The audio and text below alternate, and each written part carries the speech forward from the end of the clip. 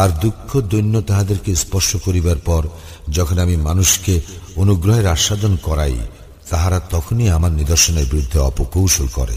বলো, আল্লাহ অপকৌশলের শাস্তি দানে দ্রুততর। তোমরা যে অপকৌশল করো তাহা অবশ্যই আমার ফেরেশতাগণ লিখিয়া রাখে।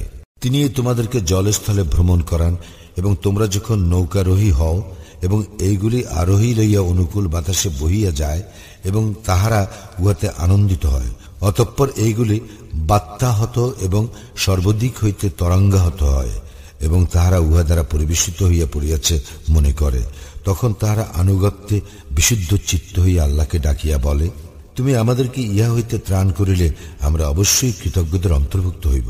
অতঃপর তিনি যখনই উহাদেরকে বিপদমুক্ত করেন তখনই উহারা পৃথিবীতে অন্যায়ভাবে জুলুম করিতে থাকে। হে মানুষ, তোমাদের জুলুম বস্তুত তোমাদের নিজেদের প্রতি হইয়া থাকে। পার্থিব জীবনের সুখ ভোগ করিয়া নাও, পরে আমারই নিকট তোমাদের প্রত্যাবর্তন, তখন আমি তোমাদেরকে জানাইয়া দিব তোমরা যাহা করিতে। বস্তুত পার্থিব জীবনের দৃষ্টান্ত এইরূপ, যেমন আমি আকাশ হইতে বাড়ি বর্ষণ করি, যদ্বারা ভূমিজ উদ্ভিদ ঘন সন্নিবিষ্ট হইয়া উদ্গত হয়, যাহা হইতে মানুষ ও জীবজন্তু আহার করিয়া থাকে।